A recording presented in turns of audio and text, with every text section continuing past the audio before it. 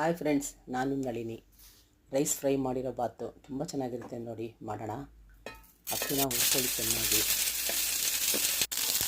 ಗೋಧಿನ ಸ್ವಲ್ಪ ಹುರ್ಕೊಳ್ಳಿ, ಪುಡಿ ಆಗಲ್ಲ ರೈಸ್ ಜೊತೆ. ಫ್ರೈಡ್ ಆಗಿರೋ ರೈಸ್ನ ಸೈಡ್ಗೆ ಇಟ್ಕೊಳ್ಳಿ. ಎಣ್ಣೆ ಹಾಕ್ಕೊಳ್ಳಿ.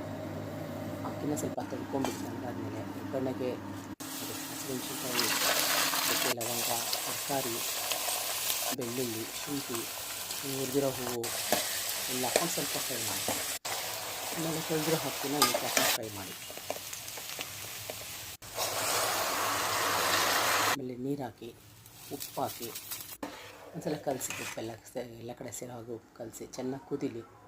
ಕುದ್ಮೇಲೆ ಒಂದು 15 ನಿಮಿಷ ಬಿಟ್ಬಿಡಿ. ಕೊನೆಯಲ್ಲಿನ ಸ್ವಲ್ಪ ಕುದಿಬೇಕು ಅನ್ನೋವಾಗ ಉಪ್ಪನ್ನು ಕೊತ್ತಂಬರಿ ಸೊಪ್ಪು ಹಾಕಿ ಒಂದು 10-15 ನಿಮಿಷ ಬಿಟ್ಬಿಡಿ. ನೋಡಿ, ರೆಡಿ ಆಯಿತು. ರೈಸ್ನ ಫ್ರೈ ಮಾಡಿರ್ತೀವ, ತುಂಬ ರುಚಿಯಾಗಿರುತ್ತೆ. ಒಂದ್ಸಲ ಟ್ರೈ ಮಾಡಿ ಫ್ರೆಂಡ್ಸ್.